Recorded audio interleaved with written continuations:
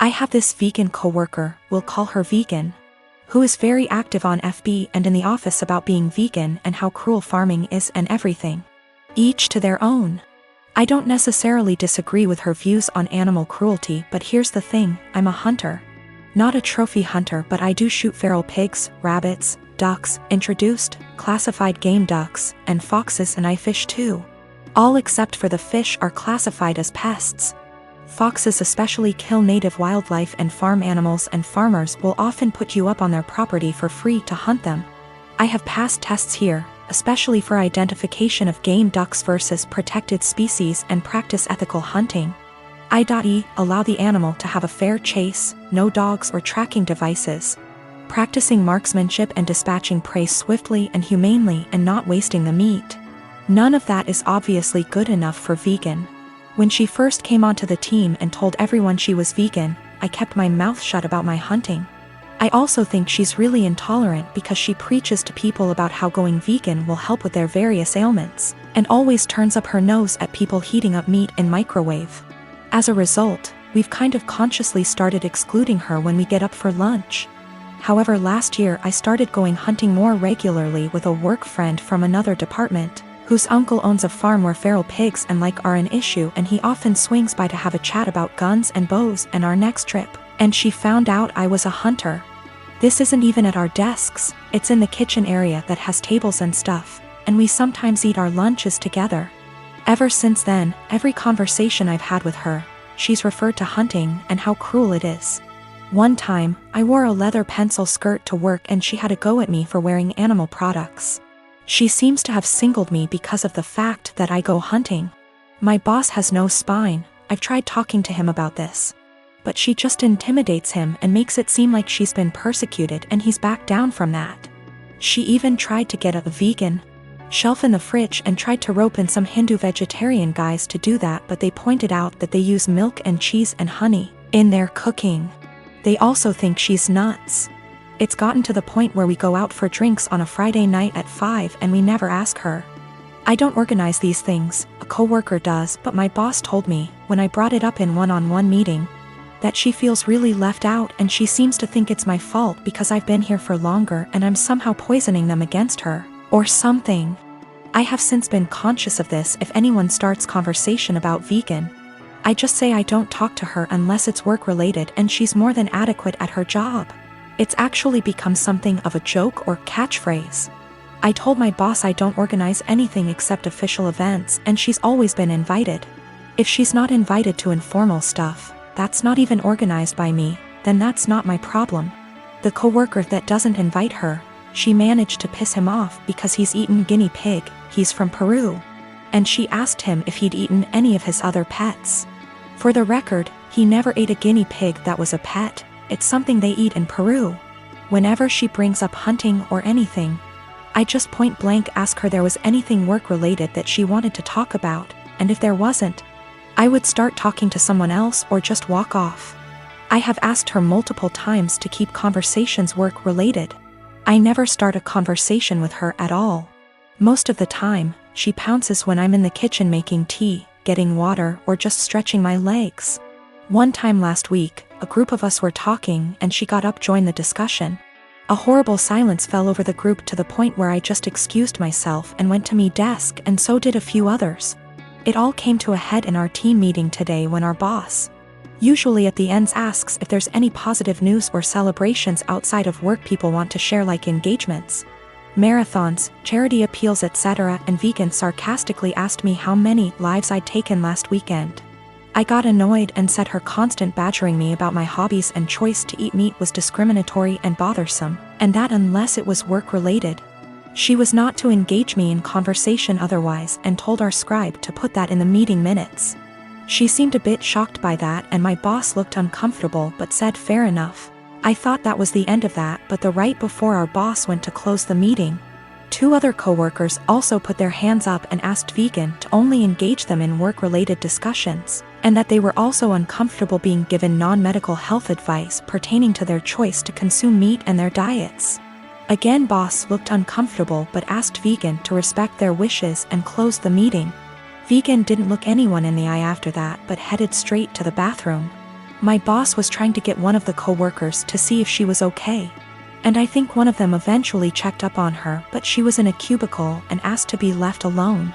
She eventually came out and asked my boss to leave early, which she did. I feel awful now. She embarrassed me in front of my team with the lives taken comment, so I pushed back, but I am caught between not wanting her to miserable and not wanting anything to do with her at all. A few of my coworkers and I ended up in a proactive conference call after this with HR, who basically said that always been subjected to unwanted advice and jabs about eating meat was not okay. But some mediation was in order to cut the tension in the workplace. The HR rep then called my boss, who explained what happened in the team meeting and complaints that we'd made one-on-one etc. But then he went into a meeting room and didn't hear the rest of discussion. I don't know what to do, assuming she comes into work tomorrow, or if I should even talk to her at all. I live in a not so well-off area. I am not well off by any means, but I have a Wi-Fi connection. My Wi-Fi has a 4-device limit. It's the cheapest plan they have. My neighbors have a 12-year-old daughter who has to attend online classes. I know her well because she comes over fairly often to hang out with my daughter, as they are friends. Her name is Shania. We live in India. Shania is an Indian name. I am also Indian. Shania's parents told her they cannot afford Wi-Fi, so she asked me if she can use mine. I agreed and said the only condition was that she has to study hella hard and do her best. She agreed and has been using it for a while. Over the past 2 months, I have been finding it hard to use my Wi-Fi. The web portal for the Wi-Fi says 4 devices are constantly connected to it when all I am using is my phone, and my daughter is using her laptop. Sometimes, my daughter can't connect to her own classes and uses data. I asked Shania about it last week, and she said her parents forced her to tell them the password and that they have been using it. I went and spoke to her parents about it, and said that it is only for her to be able to attend classes. They said they will stop using it. But over the week, 4 times my daughter's classes got interrupted because there were multiple devices trying to use it. Yesterday, Shania told me that our other neighbors also have the password and are also using it, that her parents gave it to them. I went and warned her parents again, said I will change the password, but they made false promises again and shut their door. I changed the password and gave Shania the new one, but her parents forced it out of her again. My daughter's education needs to take priority. Her classes are important. I can't let her education take a back seat, but if I change it again and not give Shania the password, her education will get affected. Been with Stephanie for a little over 3 years. More or less relationship is good. She tends to be way overdramatic when we fight, which isn't often. But I can usually talk her down and things work out. When Stephanie and I first started dating, she mentioned a few times in kind of a mysterious, I thought it was attention-seeking. Still do, way that she had some kind of mental illness or mental health struggle. Eventually, probably 2 or 3 months in, she came out and told me in a really serious conversation that she has body dysmorphia and thinks she's obese and hates herself for it. Now let me be clear, I love her the way she is, wouldn't change a thing. I don't mind her weight whatsoever. But even when she said it initially, I almost thought it was a joke. Stephanie is obese. I'm not good at guessing weight and she's never told me her weight, but I know she's 5 feet 4 inches and a size 22 in pants. She's by all standards obese. I don't mind it at all. I'm attracted to her. I think she's beautiful. I would never ask her to change a thing.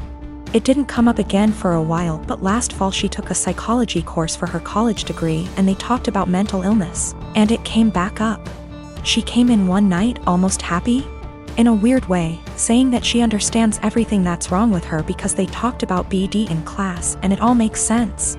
She has never been diagnosed by a medical professional and can't see a doctor for lack of health insurance. Ever since then, she talks about it a lot. I'm not one to poke at people just to poke, so I just let it be. But she talks about it all the time. She blames arguments we have on her BD. She uses it as an excuse to eat poorly and not take care of herself. Because she is straight up convinced that she is smaller than she is and that the person she sees in the mirror is a dysmorphic situation. She is part of an online BD support group and talks openly to me about how she's met people who finally understand her. And she gives them advice and guidance based on her struggle with BD. She's pointed to actresses like Mindy Kaling and compared the actress's body to her actual body versus BD body. And says it's nice to see herself represented on screen. No offense intended to my girlfriend, but that's not her body type. She is much bigger than that. I'm getting to the point where I don't know what to do. She uses it as an excuse for all her behavior. I honestly don't know if she truly thinks she has BD or if she just uses it to justify herself. When we first moved in together, she would cover all the sizes on the tags of her clothes with Sharpie so I wouldn't see them. She's since stopped doing that, or only does it when she remembers. But it made me think she might be aware of her size and just tries to pretend she has BD so no one can talk to her about it. I know this is a weird situation. I'd like to get her or us into counseling, but she doesn't have insurance and goes to a community college that doesn't offer student mental health services. I'm not sure what to do. My husband Tim has a serious dairy allergy. I'm talking about an actual immune system reaction, not intolerance. His allergy is serious enough to cause acute enterocolitis, but he hasn't needed an EpiPen since he was a kid. I work full-time and also have some seasonal work this holiday season because Tim has been without work. And money has been very tight. As a result, I barely get to rest. The holidays are especially hard, and I found myself getting just one day off every 2 weeks for almost 2 months straight. As you can imagine, that day off means the universe to me. Now, Tim loves dairy, and will sometimes intentionally eat things which trigger his allergy.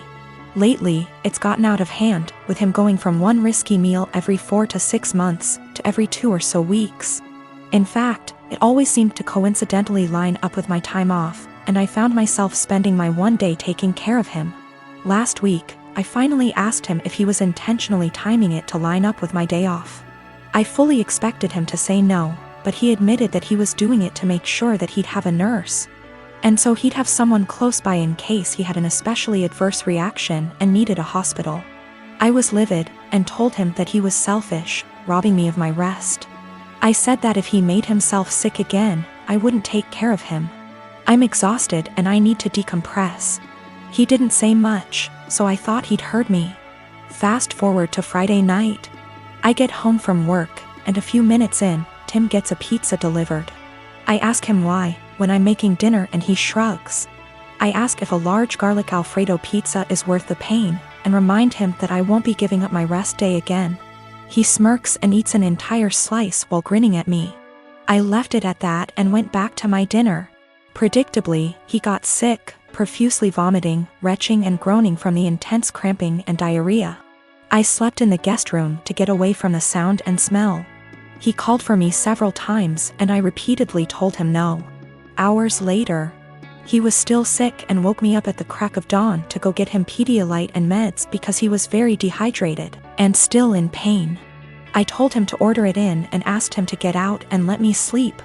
He was still whimpering when I eventually got up to shower and eat. Again, I did nothing to help or comfort him. By evening, he was sulking, and by morning when I had to work, he was enraged. He yelled, and by the end of the day he told our friends and family that he nearly died and I neglected him. His family accused me of passively trying to kill him. His mom called, shouting that he could have had a life-threatening reaction due to my petty actions, and that I'm a shit wife for not minding his health. I'm starting to feel guilty because she's right and he could have been seriously hurt.